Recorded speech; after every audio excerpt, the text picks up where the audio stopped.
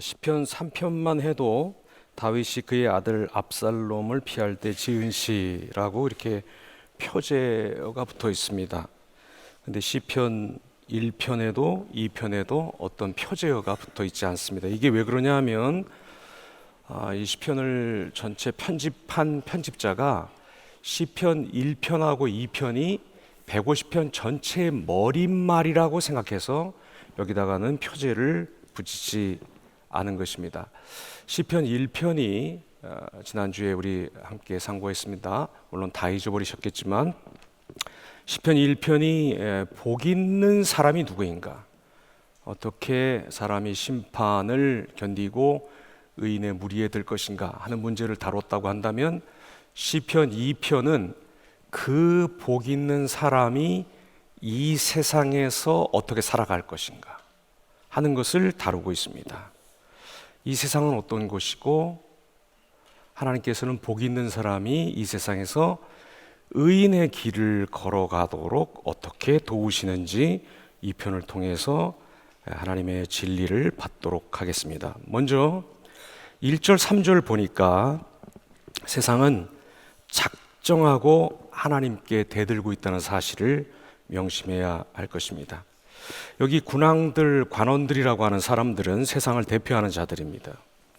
하나님과 하나님이 세우신 왕을 대적하는 모습이 심상치 않습니다. 왜냐하면 1절에 보니까 어찌하여 이방 나라들이 분노하며 민족들이 헛된 일을 꾸미는가 하고 헛된 일을 꾸민다 이렇게 말하고 있는데, 이 일을 꾸민다는 말이 사실은 시편 1편 2절에 묵상하는도다라는 말과 히브리 말로는 똑같은 말입니다. 그러니까 이게 무슨 뜻이냐 하면, 하나님의 복이 있는 사람들이 주야장천 늘 항상 하나님의 말씀을, 그 약속을 자기 삶의 생활에 붙이기 위해서 입술을 달싹달싹 거리며 하나님의 말씀을 웅얼웅얼 쭝얼쭝얼 거리면서 묵상하는 그 집중력과 그 집요함을 가지고 있듯이, 여기 이 세상을 대표하는 사람들 역시 각오하고 단단히 마음 먹고 하나님을 대적하고 있다는 것입니다. 세상이 그렇게 만만하지 않습니다. 호락호락하지 않습니다. 이 사람들도 죽을 힘을 다해서 하나님을 거역하고 있는 것입니다. 왜 이렇게 하나님을 극렬하게 대적하고 있을까요? 그 이유가 3절에 나옵니다. 우리가 그들의 맨 것을 끊고 그의 결박을 벗어버리자 하는도다. 하나님이 뭔가 지금 매고 누르고 있는 것이 있는데 그게 싫어서 그것을 한번 벗어보겠다라고 하는 것입니다. 하나님이 뭘 그렇게 묶어두고 하나님이 뭘 그렇게 눌렀다고 이들이 이렇게 억압을 느끼는 것일까요? 이 질문에 제대로 된 답을 하려면 우리가 창세기 3장으로 돌아가야 됩니다. 창세기 3장에서 사탄이 뱀의 모습으로 아담과 하와를 유혹할 때 한 말을 한번 들어보겠습니다. 창세기 3장 5절입니다. 너희 눈이 밝아져 하나님과 같이 되어 선악을 알 줄 하나님이 아심이니라. 자, 사탄은 아담 하와에게 지금 뭐라고 말하고 있는 거냐면, 하나님이 선악과를 금지하신 이유가 따로 있다고 그렇게 얘기하고 있습니다. 선악과를 먹으면 하나님과 같아져서 선악을 알게 되기 때문에, 하나님과 동등하게 되기 때문에 하나님이 못 먹게 하셨다고 그렇게 말하고 있는 것입니다. 선악을 알게 된다는 말은, 그러면 그 전에는 선악을 몰랐다. 선이 뭔지 악이 뭔지 아담과 하와가 몰랐다. 그래서 그렇게 에덴 동산에서 옷도 하나도 안 입고 칠렐레 팔렐레 나 잡아봐라 이러면서 에덴 동산에서 지냈다. 이런 뜻이 결코 아닙니다. 선이 뭔지 악이 뭔지 타락하기 전에도, 선악과 먹기 전에도 아담과 하와가 알았습니다. 여기서 선악을 안다는 말은 무슨 말이냐면, 선악을 판단하는, 선악이 무엇이 선이고 무엇이 악인지를 최종적으로 판단하는 판단자, 결정자가 된다는 그런 뜻입니다. 내가 선이 악이 무엇인지 결정하는 최종적인 기준이 되는 것, 이게 선악을 안다는 뜻입니다. 자, 아담과 하와가 이렇게 사탄의 꾀임을 딱 받고 보니까 조금 이상한 게 있는 거예요. 그간 하나님이 뭔가 자기들을 좀 이렇게 매어놓고 자기들을 좀 이렇게 누르고 있는 것이 있었다는 듯한 기분이 슬며시 드는 것입니다. 그래서 어쩐지 하나님이 뭐 죽음 어쩌고 운운하면서 그렇게 겁을 주면서 선악과를 먹지 말라고 하셨나 보구나 하는 생각이 슬쩍 들어가는 것입니다. 이어서 실망이다. 하나님이 우리한테 숨기는 비밀이 있었구나. 우리한테 말 안 해준 게 있었구나. 하나님 어떻게 우리한테 이러실 수가 있지? 하고 드디어 그들은 맨 것 그리고 눌려있는 것을 끊고 풀고 하나님으로부터 떨어져서 하나님으로부터 따로 나와서 하나님과 상관없는 삶을 살기로 선택한 것입니다. 바로 에덴 동산에서 아담과 하와가 한 짓과 똑같은 것, 바로 그 일을 지금 세상의 대표들인 군왕과 관원들이 원하고 있는 것입니다. 그걸 하겠다고 하는 것입니다. 하나님 비키고 내가 선악의 결정적인 판단을 하겠다. 최후 판단은 내가 하겠다라고 말하고 있는 것입니다. 세상은 하나님 싫어합니다. 아주 싫어합니다. 세상에 하나님을 거역하는 가장 큰 이유는 하나님이 곧 억압이라는 것입니다. 날 얽매고 날 누르고 날 묶어두는 하나님은 필요 없다. 무제한의 제약이 없는 그런 자유를 내가 갖겠다라고 세상이 시도합니다. 내가 하나님이 되어서 선악을 판단하겠다는 것입니다. 하지만 사람이 하나님이 되면 절대로 자유로워지지 않습니다. 도리어 엄청난 혼란이 찾아옵니다. 모두가 자기 자신이 하나님이기 때문에 서로가 서로를 향해서 내 말을 좀 들으라고, 내가 옳다고 네가 틀렸다고, 너는 나를 받들라고, 나를 위하라고, 이렇게 서로 악다군이 있으면서 싸우기 시작합니다. 서로 오물 같은 말들을 쏟아뱉고 살기 어린 행동들을 하게 됩니다. 이게 사람이 하나님이 되면, 사람이 하나님이 매고 하나님이 누르고 있는 것을 풀고 스스로가 선악을 판단하는 자리에 들어가면 생기는 일입니다. 멀리 갈 곳도 없죠. 우리도 가정에서 보면 내가 옳다고, 내 말을 들으라고, 그거 내 계획대로 했었어야 되는 거라고, 그때 그 집을 팔고 그 집을 샀어야 되는 거라고, 그때 이사를 갔으면 안 되는 거라고, 운전을 왜 그따위로 하냐고, 이 길로 가지 말고 이 길로 갔었어야 한다고. 이게 부부가 이러고 싸우고 있고, 또 엄마하고 자식하고 아들하고 아빠하고 서로 너는 누구를 닮아서 그렇게 게임을 잘하냐고, 네 꿈이 뭐냐고, 백댄서냐고, 아이돌이냐고, 엄마 닮아서. 이렇게 우리 가정들에서도 사실은, 물론 안 그러시는 가정들이 더 많으신 걸로 제가 알고는 있습니다만, 우리 가정들에서도 사실은 하나님이 되려고 하는, 혹은 하나님이 된 모습들을 어렵지 않게 볼 수가 있습니다. 세상 사람들은 내 마음대로 할 수 있어야 자유로운 것이라고 생각합니다. 하지만 주님은 정반대의 말씀을 하십니다.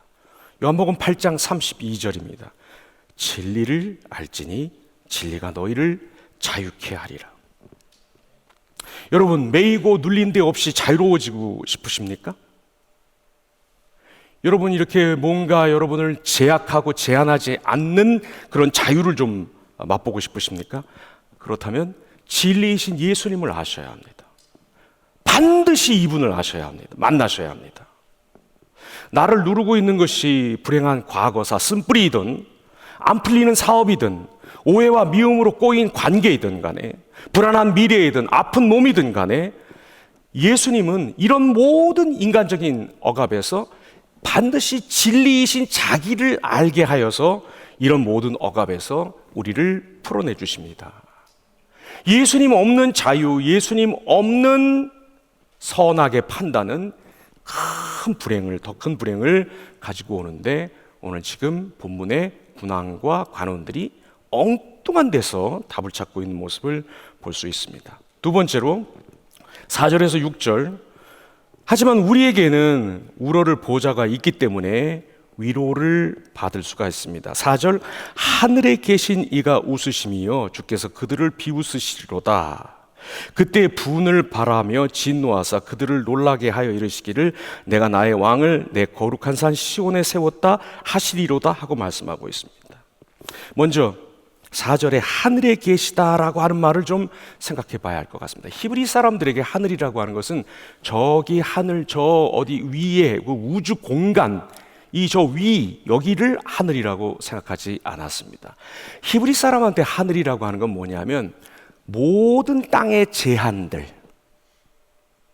죽는 거, 슬픈 거, 모자란 거, 어두운 거, 파괴적인 거, 이런 모든 땅의 제약으로부터 자유로우신 하나님이 계신 영역, 하나님이 다스리시는 영역, 이게 하늘입니다. 공간이 아닙니다. 저 위에 무슨 뭐 있는 곳이 아닙니다. 그러니까 지금 여기가 하늘입니다. 바로. 왜?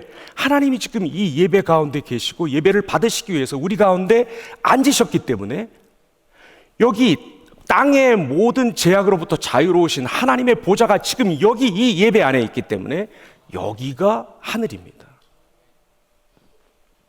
이스라엘 사람들은 이 하늘이란 말을, 그래서 어떻게 보면 오늘 우리 그 영어 쓰는 말로 보면 atmosphere 이렇게 얘기하잖아요. 분위기, 대기, 이게 하늘입니다. 지금 우리는 하나님이 계신, 하나님의 보좌가 있는 하늘로부터 통치받고 있는 이 하늘의 현실에 우리가 지금 들어와 있는 것입니다. 하나님이 이 하늘에서 하시는 세 가지 일이 우리에게 큰 위로와 새로운 삶의 좌표를 줍니다. 첫째로, 하나님이 하늘에 계신 이가 웃으시며 비웃으시리로다 하고 말하고 있습니다. 애들 말로 하 웃겨. 이게 하나님의 첫 반응입니다. 군왕들과 관원들이 자행하고 있는 엄청난 반역, 하나님을 끊어버리고 하나님이 매인 것을 풀고 자기가 하나님이 되어서 자기가 주장하고 자기가 결정하겠다고 하는 이 반역에 대해서 하나님이 하시는 일이 픽 하고 웃으시는 것입니다. 왜 이렇게 웃으실까요? 하나님이 능력이 있으셔서 그렇습니다. 아무리 죽기 살기로 온 세상이 하나님을 대적하며 달려든다 할지라도 하나님은 이것을 완벽하게 물리칠 수 있는 그런 능력이 있으시기 때문에 하나님이 그냥 그들의 심각한 반역을 그냥 놀림거리로 만들어 버리시는 것입니다. 우리 하나님, 온 세계, 온 우주, 온 타락한 천사들이, 마귀와 귀신들, 사마귀라 그러죠, 사탄, 마귀, 귀신들 다 달려붙어도 하나님 끄떡하지도 않으십니다. 하지만 하나님이 그냥 마냥 웃고만 계시지는 않습니다. 5절에 보니까 그때 분을 바라며 진노하사 그들을 놀라게 하신다고 말씀하고 있습니다. 하나님이 웃고 계시다가 진노하시면 정말 무서운 일들이 벌어집니다. 요즘 교회 안에서도 그러고, 심지어 교회 밖에서도 그러고, 심지어 교회 안에서도 그러고, 하나님이 뭐 이렇게 사랑의 하나님인데 하나님이 화를 내고 하나님이 막 이렇게 막 쪼아보고 레이저 쏘고 그러냐, 이렇게 생각하는 사람들이 있는데, 이거 좀 창피하게 생각해야 될 생각입니다. 이게 생각이 깊지 못해서 죄송합니다. 아침부터 이렇게 센 말씀을 드려서 죄송한데, 이게 머리가 나빠서 그러는 거예요. 여러분, 사랑하고 진노는 떨어뜨릴 수가 없는 감정입니다. 떨어뜨릴 수가 없는 실체입니다. 지난 시간에 이어서 좀 과격한 예를 하나 들도록 하겠습니다. 제가 드는 예 때문에 제가 혹시 그런 생활을 하고 있는가 라든가 출신이 그런가 라고 생각할지 모르겠습니다만, 그냥 예는 예일 뿐입니다. 자, 한국에서 여고 동창생 단짝 친구가 이 코로나 종식 기념으로 시드니에 나를 찾아서 놀러 왔습니다. 여기서 나는 여자입니다. 저 말고 가상하는 것입니다. 여러분 여성도님들의 요거 단짝 친구가 시드니에 놀러 왔다는 그런 얘기입니다. 이제 밤이면 밤마다 막 이야기꽃이 피우지 않겠습니까? 뭐 남편은 벌이가 괜찮니? 시집 안 간다 그러더니 어쩜 이렇게 먼저 시집 가가지고 이렇게 애도 많이 낳고 이러니, 시드니에서는 어떠니? 시드니에서 시드니? 뭐 이러면서 이렇게 막 얘기를 하고, 낮에는 또 어떻습니까? 낮에는 아주 그 시드니 근교에 도덕적인 해변이 있지 않습니까? 발모랄이라고 하는데, 모랄한 그런 데 가서 이제 또 구경도 하고 막 이렇게 아주 신나는 그 며칠을 보냈습니다. 근데 이 친구가 조금 시들시들한 거예요. 몸이 이렇게 한 며칠은 반짝하면서 이렇게 하는데 좀 이렇게 시들시들한 거예요. 근데 어느 저녁에 한 4나흘 된 저녁 시간에 그러는 거예요. 내가 이게 사실은 저 인슐린을 안 맞았더니 이게 몸의 기능이 이렇게 좀 저하돼서 이렇게 좀 몸이 시들시들한 것 같아. 내가 방에 들어가서 주사 좀 맞고 올게. 그러는 거예요. 이 친구가 무슨 그 사이에 무슨 코로나 그 시절에 무슨 당뇨가 생겼나 보다 해서 친구가 이제 방에 들어갔는데, 인슐린 주사 맞으십니까? 혹시? 뭐 저희 그 돌아가신 장인어른 이렇게 맞으시는 거 보니까 이렇게 뭐 복잡하진 않더라고요. 근데 이 친구가 한참이 지났는데도 방에서 나오질 않는 거예요. 걱정되잖아요. 왜 이렇게 안 나오나? 무슨 일이 있나? 혹은 그 약통을 잘못 찾았나? 뭐 이러면서 문을 열어보니까 이게 보니까 인슐린을 맞고 있는 게 아니라 그 영화에서 보던 그거 있잖아요. 그 필로폰을 맞고 있는 거예요. 여기 고무줄로 묶고 이렇게 하고 이러면서 여기를 찌르고 있는 거예요. 여러분의 단짝 친구가, 고교 동창생이, 여러분의 짝지가, 짝꿍이, 그러면 뭐라 그러시겠어요? 그걸 보셨으면 뭐라 그러시겠어요? 아이고 참 좋은 약 맞고 있구나, 좋은 거 하고 있으니까 하던 거 계속해, 문 닫아줄게, 프라이버시, 이러면서 문 닫고 나가시겠습니까? 아니죠. 어떻게 하셔야 돼요? 화를 내셔야죠. 야, 이 미친 삐, 정신이 있어 없어? 그 다음에 어떻게 하셔야 돼요? 주사기를 뺏으셔야 되죠. 안 뺏기려고 하면 어떻게 되겠어요? 머리치를 잡고 그냥 벽에다 팍 이렇게 하셔야죠. 그거 잘하고 있는 일이라고 하면 안 되죠. 그때 화가 안 나면 여러분 친구 아닌 것입니다. 그때 진노가 안 올라오면 그거는 절친 아니에요. 이 사람들이 무식해서 그래요. 하나님이 화를 낸다고? 하나님이 화를 내는 순간에도 사랑의 하나님이셔요. 사랑하니까 화를 내실 수가 있는 거예요. 다 괜찮다? 다 오케이? 그건 아무 가치도 없고 아무 관심도 없다는 것입니다.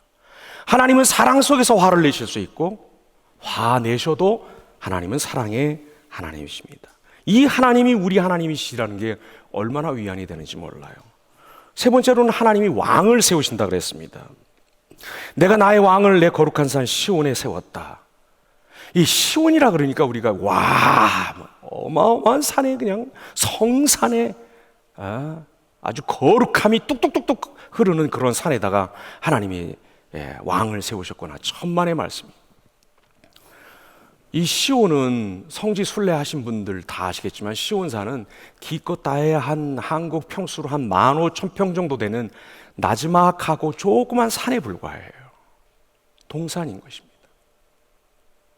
하나님이 에베레스트나 몽블랑 같은 데다가 왕을 세우시지 않고 이 시온산이라고 하는 작고 낮은 산에 하나님의 왕을 세우신다는 것에 큰 뜻이 있습니다.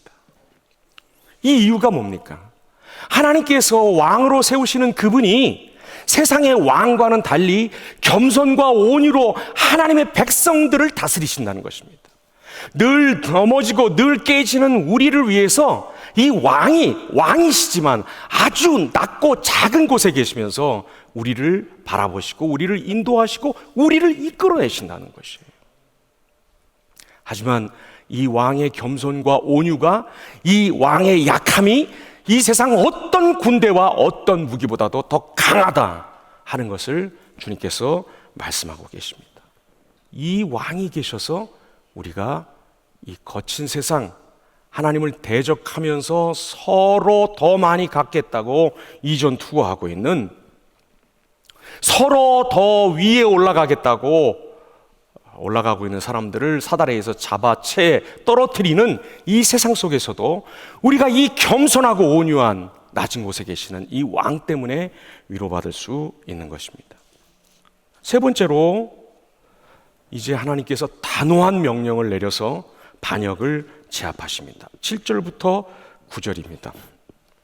내가 여호와의 명령을 전하노라. 여호와께서 내게 이르시되 너는 내 아들이라. 오늘 내가 너를 낳았도다. 내게 구하라. 내가 이방 나라를 내 유업으로 주리니 내 소유가 땅끝까지 이르리로다.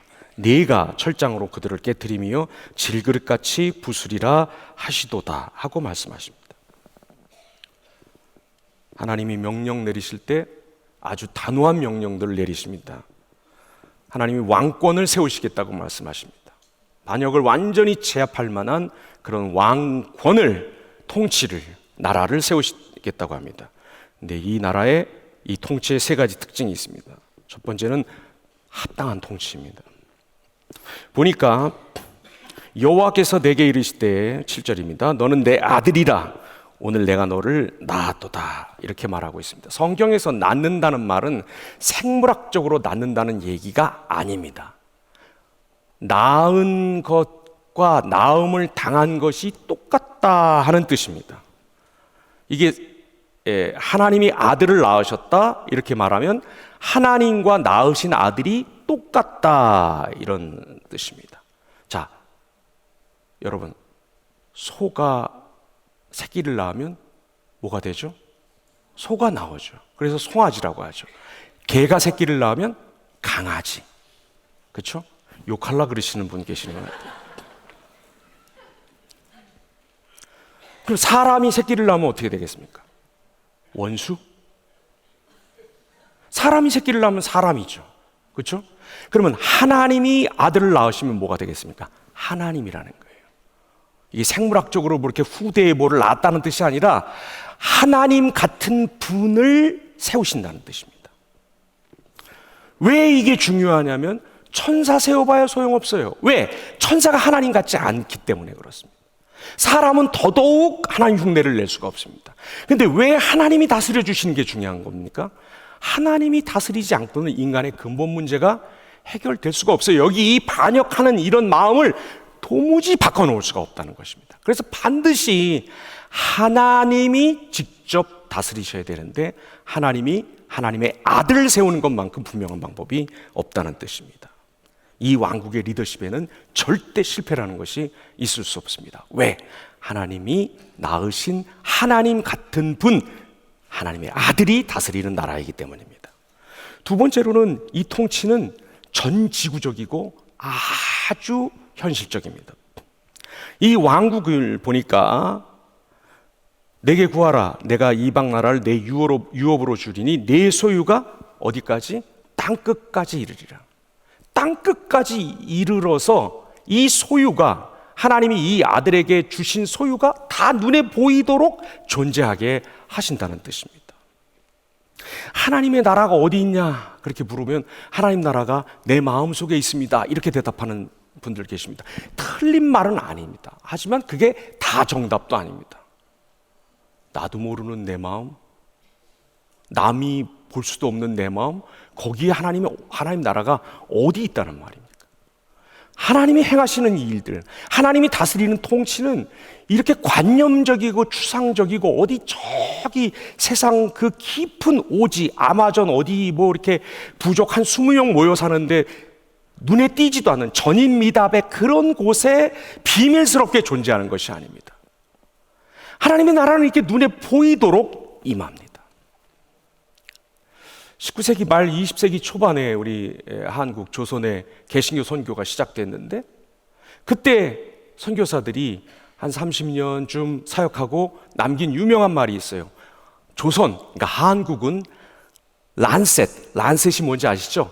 의료용 메스, 특히 수술할 때 쓰는 날카롭고 작은 칼, 그걸 란셋이라 그러는데 한국은 란셋으로 의료 선교사들이 란셋으로 연 나라라고 그렇게 말을 하는데, 바로 그 란셋으로 열린 한국이 불과 50년, 60년도 안 돼서 이제 전 세계의 의료 선교사들의 상당수가 한국 사람들이 퍼져서 란셋으로 열린 그 한국이 이제 복음과 란셋으로 온 세상을 열면서 이 세상이 땅끝까지에 가서 이르렀어도 하나님의 나라를 세우고 전파하고 있는 모습을 볼 수 있습니다. 이건 관념이 아닙니다. 이건 추상이 아닙니다.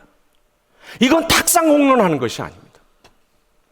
제 선배 중에 한 분 치과 의사가 있는데 LA에서 일하고 계시는 분인데, 우리로 따지면 여름 단기 선교를 이렇게 가면 항상 이렇게 압력밥솥을 들고 가시더라고요. 그래서 그 압력밥솥을 왜 들고 가냐 하니까 거기는 전기 같은 게 들어올 수가 없으니까 의료용 기구들을 다 압력밥솥에 놓고 물로 팔팔 끓여서 이렇게 소독을 해서 쓴다 그러더라고요. 한 마을에 가면 보통 이 발치 수술 같은 걸 하는데 양동이로, 큰 양동이 2개씩 치아를 뽑는다고 그렇게 말씀하시더라고요. 한 번은 파푸아뉴기니로 경비행기를 타고 가다가 압력솥을 품고, 그거는 붙일 수도 없고 해서 이렇게 항상 이렇게 품고 탄다는데, 여기저기 다니면서 이렇게 찌그러진 그 모습을 보여주시기도 했는데, 그 압력솥을 품고 이렇게 파푸아뉴기니로 어디로 이렇게 가는 그 비행기를 타고 가다가 그 경비행기가 거의 추락하는 바람에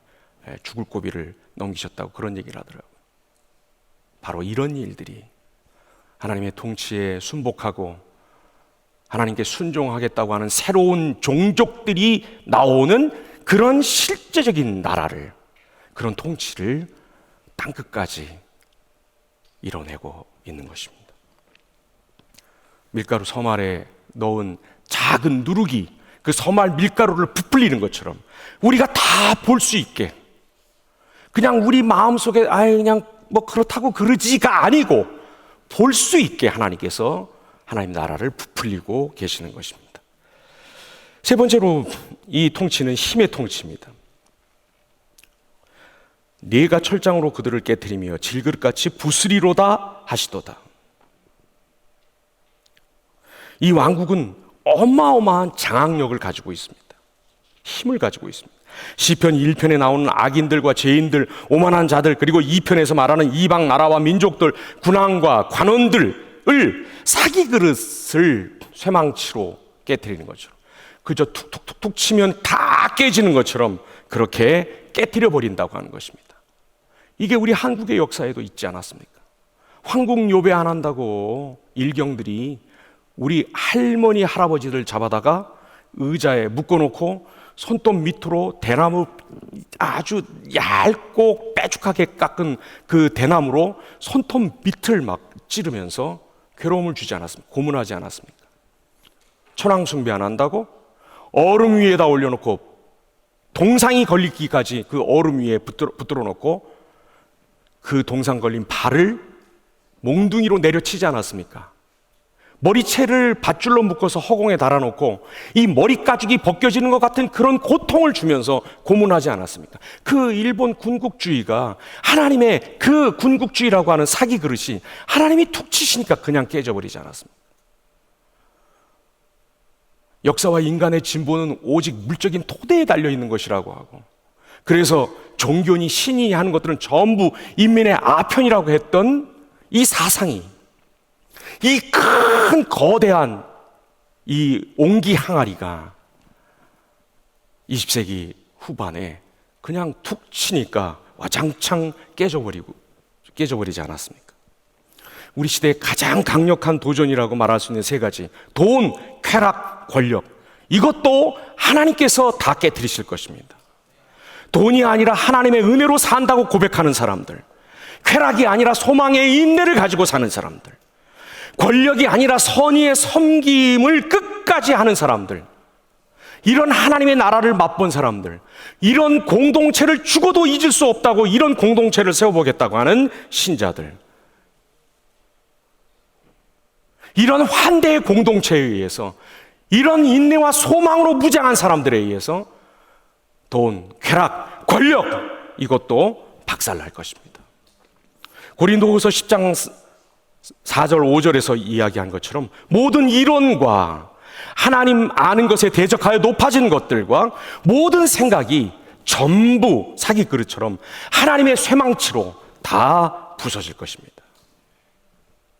그러니까 이런 것 없다고, 돈 없다고, 좀 편하게 못 산다고, 힘 없다고 기죽어 살 것이 아니라 이룬 것, 가진 것, 아는 것 없어도 이렇게 쇠망치로 질그릇을 부수듯이 하나님이 향해서 높아진 모든 것들을 다 부수실 그 왕의 승리에 이미 부활로 참여한 우리가 진정한 승자라고 하는 생각을 갖고 살아야 할 것입니다.